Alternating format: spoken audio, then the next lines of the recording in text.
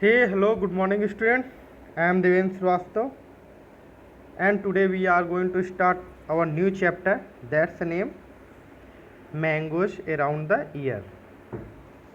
So, when we start a new chapter, then we first try to know what is the means of the chapter and what is the aim of the chapter. After reading the chapter, what we learn from the this chapter. So, chapter names Mangoes Around the Year. जैसे इस समय आपके जो season में इस समय आपके आसपास मैंगोज़ जो आम है वो काफ़ी मिल रहे होंगे। तो मैंगोज़ राउंड द ईयर, क्या जो मैंगोज़ है वो आपको साल भर मिलते हैं? नहीं, लेकिन हम कुछ ऐसी टेक्निक इसमें पढ़ेंगे कि जिसमें हम मैंगोज़ से जो प्रोडक्ट निकलते हैं उसको हम साल भर उसको यूज करते हैं। जैसे आप लोगों ने बहुत सारी कोल्ड ड्रिंक देखा होगा जो मैंगोज़ से बनती है, वो आपको साल भर लगभग पूरे साल भर मिलती हैं आपको, और उसमें मैंगोज़ रहता है। तो इस चैप्टर में हमें चैप्टर का नाम मैंगोज़ अराउंड द ईयर, जो आम है वो साल भर कैसे। तो इसमें हम बहुत सारी चीज़ों को बारे में पढ़ेंगे कि हम उसको कैसे साल भर पूरे साल के लिए प्रिजर्व करके रखते हैं, सुरक्षित करके रखते हैं कि वो चीज़ हमें साल भर मिलती रहे। जैसे हमारे जो डेली लाइफ में बहुत सारी चीज़ें हैं जो बहुत जल्दी स्पॉइल हो जाती हैं, ख़राब हो जाती हैं। जैसे हम लोग ब्रेड का ही लें, अगर ब्रेड हम लोग 1-2 दिन रख देते हैं तो उसके बाद वो स्पॉइल हो जाती है, ख़राब हो जाती है, वो फिर खा नहीं सकते। तो ऐसी सारी चीज़ें जो कभी ना कभी स्पॉइल होती हैं, कुछ चीज़ें होती हैं जो जल्दी से स्पॉइल होती हैं और कुछ चीज़ें होती हैं जो लेट में स्पॉइल होती हैं। तो आज हम इस चैप्टर में उन्हीं चीज़ों के बारे में पढ़ेंगे कि कैसे कोई चीज़ जल्दी से स्पॉइल होती है या कोई चीज़ कितने लंबे देर तक रह सकती है। तो आइए सबसे पहले हम लोग इस चैप्टर के जो टारगेट है उसके बारे में पढ़ लेते हैं, इंट्रोडक्शन ले लेते हैं। तो सारी चीज़ें आपको पता चल जाएंगी कि इस चैप्टर में हमें क्या पढ़ना है और कैसे पढ़ना। तो सबसे पहले आज का थॉट देख लेते हैं। तो आज टुडेज थॉट है, great thing never come from comfort zone. जो महान चीज़ें होती हैं वो कभी आपके कंफर्ट जोन में नहीं, मतलब बिल्कुल आराम से नहीं होते। मतलब आपको कुछ बड़ा काम करने के लिए आपको कहीं ना कहीं थोड़ी सी अपने कंफर्ट जोन से बाहर निकलना होगा, आपको मेहनत करनी होगी। जैसे मान लीजिए आपको कुछ बड़ा काम करना है, तो आप जैसे अभी तक सुबह लेट तक उठते हैं या अपने कंफर्ट जोन में कि हाँ हम चलो 8 बजे 9 बजे तक उठेंगे, तो उससे हमें हटना है। हमें अपना कंफर्ट जोन कि हमें 8 बजे तक उठने में हमें रिलैक्स होता है, उसको छोड़ना है। तो मॉर्निंग में जल्दी से उठना सीखिए, तब उठने के बाद अपनी जो सारी डेली रूटीन स्टार्ट करिए। देखिए आप अगर मॉर्निंग में जितनी जल्दी उठेंगे और जितनी जल्दी आपकी डेली रूटीन, उतना आपका टाइम बचेगा और आपका जो पूरा दिन होगा, जो टाइम बचेगा उसमें आप और बहुत सारी नई चीज़ें कर सकते हैं। तो आई होप अब आप लोग अपना देखेंगे कहाँ कंफर्ट जोन है और क्या आपको करना है। कि आप मन में सोचते हैं कि हाँ हमें ऐसा करना चाहिए, लेकिन हम देखते वो हमसे नहीं हो पा रहा। तो आप कोशिश करिए कि उससे बाहर निकलिए और चीज़ें करिए। तो हम लोग सबसे पहले मैंगोज अराउंड द ईयर के चैप्टर के टारगेट के बारे में बात कर लेते हैं। तो जो हमारा फर्स्ट टारगेट जो होगा, to know and understand spoilage and wastage of food. जो हमारा फूड है उसका वेस्ट और स्पॉइल कैसे होता है, इसके बारे में हमें समझना है। मतलब जो हमारा फूड है वो कैसे ख़राब होता है और कैसे वेस्ट होता है। जैसे अभी आपने इससे पहले पिछले चैप्टर में देखा होगा कि जो एक काला हांडी में एक लेडीज रहती है, वो वहाँ पर बहुत सारा जो ग्रेन है वो बर्बाद होता है, वेस्ट होता है, और तब भी वहाँ के जो लोग हैं वो हंगर से डाई होते मरते हैं। तो हमें देखना कि हमारे जो कंट्री में है वो बहुत सारा जो ग्रेन्स है, अभी बारिश का सीज़न है, आप लोगों ने न्यूज़ में देखा होगा कि बहुत सारा ग्रेन जो बारिश में भीगता है और इसके बाद वो सड़ता है और वेस्ट होता है। तो हमें नई जो टेक्नोलॉजी है, नई टेक्निक हमें देखना है, ईजाद करना कि कैसे हम अपने जो फूड है उसको कम से कम स्पॉइल होने दें, कम से कम वेस्ट होने दें। तो इसी चैप्टर में हम लोग आगे पढ़ेंगे कि कैसे जो फूड है, हमारे घर का खाना है, उसको हम स्पॉइल कैसे होता है और वो वेस्ट होने से हम लोग उसको कैसे बचा सकते हैं। नेक्स्ट है to learn how to preserve food. आपको इस चैप्टर में पढ़ना है कि जो खाना है, जो फूड है, उसको प्रिजर्व कैसे करना, मतलब उसको काफ़ी दिन तक कैसे उसको सुरक्षित रखना, कैसे संरक्षित रखना है कि वो जो फूड आइटम हो जल्दी से ख़राब ना हो। तो ऐसी बहुत सारी टेक्निक आपने घर में अपने देखा होगा। जैसे आप छोटा सा घर में, जैसे जब आपके दूध आता है तो मम्मी लोग उसको क्या बॉयल कर देती है, अगर रात में दूध आता है तो उसको बॉयल कर देती है और वो देखिए सुबह तक वो दूध सही रहता। लेकिन अगर किसी दिन रात में मम्मी लोग भूल गई बॉयल करना तो अब वो दूध सुबह क्या ख़राब हो जाता है, स्पॉइल हो जाता है।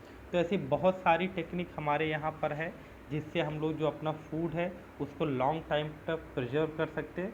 तो वो सारी टेक्निक के बारे में हम लोग पढ़ेंगे कि वो कौन कौन सी टेक्निक है जिससे हम लंबे टाइम तक प्रिजर्वेशन कर सकते हैं। तो अगर हम कुछ प्रिजर्वेशन की बात करें, सबसे पहले कि जो हमारा जो फूड होता है वो कैसे स्पॉइल होता है, कैसे ख़राब होता है।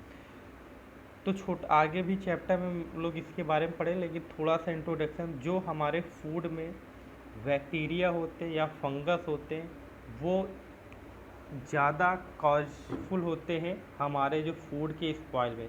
मतलब जो हमारा फूड होता है अगर उसमें बैक्टीरिया है तो बैक्टीरिया हमारे जो एटमॉस्फेयर में वो रहते हैं, जब उनसे वो कनेक्ट में आते हैं, उनसे वो संपर्क में आते हैं तो हमारा जो फूड आइटम है वो स्पॉइल होने लगता है।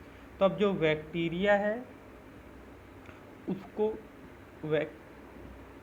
भोजन को जो ख़राब कौन करता है, जो फूड को हमारे स्पॉइल कौन करता है, बैक्टीरिया है। तो अब अगर हम किसी खाने को प्रिजर्व करना है तो हमें क्या बैक्टीरिया को अपने खाने से दूर रखना है, उसको हमें किल करना है। तो जितनी भी सारी प्रिजर्वेशन की जो टेक्निक होंगी वो सारी इसी बेस पर होंगी कि हमारी जो बैक्टीरिया है वो हमारी फूड पर ज़्यादा टाइम तक ना रुके या फूड में ज़्यादा टाइम तक ना रहे।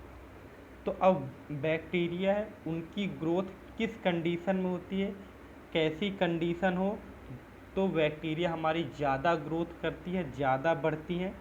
तो जो बैक्टीरिया होती है उनके लिए 2-3 कंडीशन है जिससे वो ज़्यादा देर तक उस फूड आइटम तक रहती या जल्दी से ग्रोथ करती। नंबर फर्स्ट, अगर ह्यूमिडिटी है, मतलब आपके नमी है घर पर तो वहाँ पर आपके खाना जल्दी ख़राब होगा। रूम टेम्परेचर, मतलब टेम्परेचर भी अगर बढ़िया हो, 30 से 40 डिग्री सेंटीग्रेड जो हम लोगों का भी इस समय टेम्परेचर रूम टेम्परेचर है, अगर वो टेम्परेचर है ना ज़्यादा कम हो ना ज़्यादा हो तो हमारी जो बैक्टीरिया है वो अच्छे से ग्रोथ करती है। तो अब हम और नेक्स्ट है जो ऑक्सीजन है, अगर उसमें ऑक्सीजन या एयर जाती है तो एयर में भी ह्यूमिडिटी रहती है तो इससे भी बैक्टीरिया हमारी क्या ग्रोथ करती है। तो जितनी भी प्रिजर्वेशन की जो टेक्निक होंगी वो सारी इसी पर डिपेंड करेंगी कि हमारी जो बैक्टीरिया को हम कैसे ज़्यादा से ज़्यादा उसको किल कर सकें, उसको रोक सकें। तो नेक्स्ट टॉपिक है to learn the knowledge about preservation. आपको प्रिजर्वेशन के बारे में जानना है और उसको कैसे करना है। तो आई होप कि अब आपको पता चल गया होगा कि कैसे फूड जो हमारा होता है, जो फूड आइटम होता है वो कैसे स्पॉइल होता है। तो कैसे स्पॉइल होता है, बैक्टीरिया से या फंगस से। अगर फूड में हमारे बैक्टीरिया और फंगस आ गए हैं तो हमारा फूड जल्दी से क्या ख़राब होता है। तो अब प्रिजर्वेशन के उसको रोकने के लिए हमें बैक्टीरिया को रोकना है। तो हम बैक्टीरिया को रोकने के लिए कुछ टेक्निक है। जैसे पहला है ड्राइंग, मतलब सुखाना। आप लोगों ने घर में देखा होगा कि जब भी कोई चीज़ आती है, मान लीजिए गेहूँ है या कुछ है, तो हम लोग उसको घर में सुखाते हैं ना। तो इसके बाद सूखने के बाद उसको हम लोग किसी जगह स्टोर करते हैं या किसी जगह उसको डिब्बे, किसी कंटेनर में उसको पैक करते हैं। तो जो ड्राइंग करने से क्या फ़ायदा होता है, जो हमारी ग्रेन में या गेहूं में जो ह्यूमिडिटी होती है, जो वाटर होता है वो क्या कम होता है, मतलब उसमें जो नमी होती है वो कम होती है। जब नमी कम होगी तो उसमें बैक्टीरिया जल्दी से ग्रोथ नहीं कर पाएगा, और इसके बाद हम लोग उसको एक एयर टाइट जो कंटेनर में उसको पैक कर देंगे, तो बाहर से भी जो एयर होती है वो भी हमारे क्या ग्रेन पर नहीं पहुंच पाती, तो हमारा जो ग्रेन्स है वो ज़्यादा टाइम तक प्रिजर्व रहता है, ज़्यादा टाइम तक चलता है। तो पहली टेक्निक क्या होगी ड्राइंग की, सुखाने की। नेक्स्ट है फ्रीजिंग। आप लोगों के घर में फ्रिज होगा, आप लोग जब भी कोई वेजिटेबल्स आती है तो उसको फ्रिज पर रखते हैं। तो फ्रिज का काम क्या होता है कि जो टेम्परेचर होता है उसको कम कर देता है ना। फ्रिज में क्या कोल्ड ड्रिंक रखते हैं, फ्रिज किस लिए रखते हैं, पानी ठंडा या कोल्ड ठंडा करने के लिए। तो ठंडा कैसा होगा, जब हमारे फ्रिज जो अंदर का टेम्परेचर होगा वो कम होगा। तो जो फ्रीजिंग का काम होता है वो अंदर के टेम्परेचर को कम कर देना होता है। जब अंदर के टेम्परेचर, और जो बैक्टीरिया होता है वो ग्रोथ किस टेम्परेचर में करता है, रूम टेम्परेचर में। मतलब इस समय जो हमारा टेम्परेचर है मान लीजिए 25 टू 30 डिग्री सेंटीग्रेड, लेकिन जो फ्रीजिंग है, जो फ्रिज है वो टेम्परेचर को हमारे बहुत कम कर देता है, कभी कभी तो जीरो भी कर देता है अगर अच्छे से फ्रीजिंग की जाए।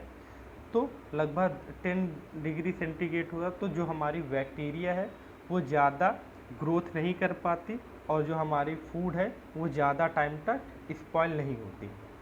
नेक्स्ट है अगर स्मोकिंग, ठीक, चीज़ों को रखने के लिए हम लोग क्या स्मोकिंग या रोस्टेड, जैसे आप लोग फिशेस हैं, तो स्मोकिंग में भी क्या होता है, उससे जो वाटर उसकी ह्यूमिडिटी होती है वो उस चीज़ से निकल जाती है। जैसे मान लीजिए फिश है, उसको हम रोस्ट कर देते तो वो क्या बिल्कुल सूखी हो जाती है, तो उससे उसकी जो ह्यूमिडिटी है पूरी तरह से ख़त्म हो जाती है, और जो टेम्परेचर है वो भी बढ़ जाता है। स्मोकिंग है वो भी एंटी माइक्रोबियल होते हैं, मतलब उसमें से जितने भी बैक्टीरिया होते हैं वो उससे किल हो जाते, तब भी हमारा खाना क्या जो फिश होती है ज़्यादा टाइम तक चलती है।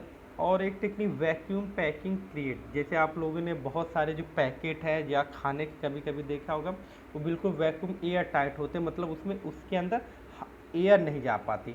तब भी जो हमारी ड्राई फ्रूट, जैसे बहुत जितनी भी सारी लगभग ड्राई फ्रूट्स आती हैं उनको ज़्यादा टाइम तक प्रिजर्व रखने के लिए हम लोग उसको एयर टाइट या वैक्यूम बिल्कुल कि उसमें किसी भी तरह की कोई एयर न जाए उसको पैक करके रख देते, तो वो काफ़ी टाइम तक चलती है। तो जब एयर नहीं जाएगी तो एयर में क्या रहती, ह्यूमिडिटी रहती, मतलब एयर में भी थोड़ी सी क्या नमी रहती है। जब एयर जाती है उस फूड पर तो उसमें जो हमारी बैक्टीरिया होता है वो भी जाता है, और वो नमी पाकर जल्दी से ग्रोथ करने लगती है। तो इस तरह भी हम लोग क्या वैक्यूम करके, मतलब एयर टाइट किसी चीज़ को अगर रख दें तब भी हम उसका प्रिजर्वेशन कर सकते हैं। नेक्स्ट आप लोगों के घर में साल्टिंग या पिकलिंग, जब भी अचार आप लोगों ने देखा होगा जो अचार घर में मम्मी लोग बनाती वो इस टाइम बनाएंगी और साल 1.5 साल लगभग लगातार वो चलता रहता है। ऐसा क्यों, क्योंकि उसमें जब मम्मी लोगों से पूछो उसमें आपको विनेगर या सिरका डालती, वो उसमें क्या रहता है एसिटिक एसिड। जब आप बड़ी क्लासों में पढ़ेंगे तो आप लोगों को एसिड के बारे में बताया जाएगा। तो जो एसिड भी रहता है वो भी बैक्टीरिया को किल करता है और उसकी ग्रोथ बिल्कुल नहीं होने देता। तो इससे क्या, जब उसमें बैक्टीरिया होगे नहीं तो हमारा जो अचार होता है वो स्पॉइल नहीं होता और ज़्यादा टाइम तक चलता रहता है। सो आई होप अब आपको ये जो प्रिजर्वेशन की टेक्निक थी, सबसे पहले मैंने कौन सी बताई थी, ड्राइंग की, मतलब सुखाने की किसी चीज़ को, फिर फ्रीजिंग की बताई थी, नेक्स्ट बताई थी स्मोकिंग की, और अगली बताई थी वैक्यूम पैकिंग की, और नेक्स्ट साल्टिंग या पिकलिंग की। तो ये सारी चीज़ें आप लोग अपने कॉपी में नोट करते जाइएगा। नेक्स्ट है understand the technique and skill in preservation and cooking. आपको बहुत सारे जो घर में अभी आपको जब चैप्टर पढ़ाया जाएगा तब आपको बताया जाएगा कि आप अपने किचन में जाइए और अपने देखिए घर में कैसे किसी चीज़ को ज़्यादा टाइम तक प्रिजर्वेशन किया जा सकता है या उसको रखा जा सकता है, तो ये सारी चीज़ें भी आपको पता चलेंगी। नेक्स्ट है food item that spoil quickly या स्टे फॉर लॉन्ग। आपको कुछ फूड आइटम्स के बारे में बताना है कि कौन से फूड आइटम जल्दी से स्पॉइल होते हैं या काफ़ी लंबे टाइम तक रहते हैं। तो ये भी जब आपको चैप्टर रीड करेंगे या जब धीरे धीरे आप पढ़ेंगे तो ये सारी चीज़ें आपको पता चलेंगी। जैसे वेजिटेबल्स होती है वो जल्दी से स्पॉइल हो जाती हैं, और जो हमारे गेंस हो गया जैसे चना हो गया या गेहूँ हो गया, राइस हो गया, ये सारे लंबे टाइम तक रुकती हैं। ठीक, step of making mamidi tandra and preservation technique used in making. Actually mamidi tandra एक आम का पापड़, जैसे हम लोगों के एरिया में, आपके एरिया में क्या कहा जाता पता नहीं, लेकिन आम जो जो पके आम होते हैं उसको आप लोग, उसको जो घर में मम्मी लोग होती उसकी जो रस है निकाल के उसको सुखा के, इसके बाद उसको जब वो सूख जाता है तो जैसे पापड़ टाइप में पड़ जाता तो उसे आम का पापड़ कहते हैं, या हम लोग उसको अमावट बोलते हैं। तो वो काफ़ी मतलब जब आम का सीज़न ख़त्म हो जाता है तब भी जब आपको अगर आम का टेस्ट लेने का कभी मन हो तो वो आम का पापड़ आप खाइए तो बिल्कुल आम जैसा आपको टेस्ट मिलेगा, और काफ़ी टेस्टी भी रहता है। तो हम लोग उसको अमावट बोलते हैं। और जनरली पूरा जनरल नॉलेज, अगर जनरली उसको बोले आम का पापड़, मतलब आम से बना हुआ पापड़, वो सूख जाता है तो बिल्कुल पापड़ जैसे दिखने लगता है। और जो आंध्र प्रदेश के लोग हैं वो उसको ममीदी तंद्रा बोलते हैं। तो ये कैसे बनाया जाता है और ये कैसे इसका प्रिजर्वेशन किया जाता है, ये सारी चीज़ें आपको इस चैप्टर में पढ़ाई जाएगी। तो सारी चीज़ें आप लोग पढ़ेंगे। तो अब एक आपकी एक्टिविटी है जो आपको घर पर ही करनी है, कि आपको वो एक्टिविटी करनी कैसे है, कि आपको एक ब्रेड लेना है। Take a bread and keep it in open air, observe and record changes that you see daily in given point of view. अब आपको एक ब्रेड रखना है, उस ब्रेड को आप कहीं टिफ़िन इफ़िन में कहीं रख दीजिए, और इसके बाद उसको आपको ऑब्जर्व करना है, डेली ऑब्जर्व करना है कि उसमें क्या क्या चेंजेज हो रहे हैं, और चेंजेस किस किस बेस पर आपको ऑब्जर्व करना है, किन पॉइंटों पर आपको ऑब्जर्व करना है। वो चीज़ें बाई टच, मतलब आप उसको पहले दिन टच करेंगे तो कैसा आपको फील होता है, कैसा वो लगता है, स्मूथ है कैसा है। फिर दूसरे दिन टच करें, तीसरे दिन, चौथे दिन, इसी तरह आपको एक टेबल बना लेनी है पूरे वीक की। आपको ऊपर लिख लेना है by touch, by smell, by looking through hand lens और बाय कलर, और इसके बाद संडे, मंडे, ट्यूसडे, वेडनेसडे, इसी तरह पूरे वीक के नाम लिख लेना है। और आपको पर डे उसकी ऑब्जर्वेशन करना है कि आखिर क्या क्या चेंजेज हो रहे हैं। तो हमें 4 पैरामीटर में उसका रखना, 4 पॉइंट में आपको ऑब्जर्व करना है। बाय टच, उसको टच करने पर कैसा फील होता है वो, या कैसे लगता है। बाय स्मेल, स्मेल करने के पहले दिन उसकी स्मेल कैसे होती है, दूसरे दिन कैसे होती है, और लास्ट दिन कैसे स्मेल होती है। तो जैसे जैसे डेज बढ़ते होंगे उसकी स्मेल बैड होती चली जाएगी, और लास्ट दिन आप उसको स्मेल नहीं कर पाएंगे। Bye looking through hand lens, अगर आपके घर में लेंस है तो आप उसको देखेंगे तो वो कैसे दिखता है, उसमें स्पॉटेड आते हैं कि नहीं आते। नहीं तो आप जनरली अगर आपके घर में नहीं है तो आप केवल ऐसे ही आंखों से थोड़ा गौर से देखेगा, आपको चीज़ें दिखेंगी। बाय कलर, उसका कलर कैसे चेंज होता है, तो धीरे धीरे उसका कलर चेंज होता है, जब बिल्कुल स्पाइल हो जाएगा तो ब्लैक और बिल्कुल ग्रीन होता चला जाएगा। तो ये चारों पॉइंट पर आपको अपनी एक्टिविटी करनी है और बनाना। तो आई होप अब आपको इस चैप्टर के इंट्रोडक्शन के बारे में पता चल गया होगा कि इस चैप्टर में आपको क्या पढ़ना है, कैसे पढ़ना है। तो जल्दी से एक बार, ठीक है अब लंबा हो गया तो ओके, जब हम लोग चैप्टर पढ़ेंगे तो और बाकी सारी चीज़ डिटेल में पढ़ेंगे। Okay, thank you.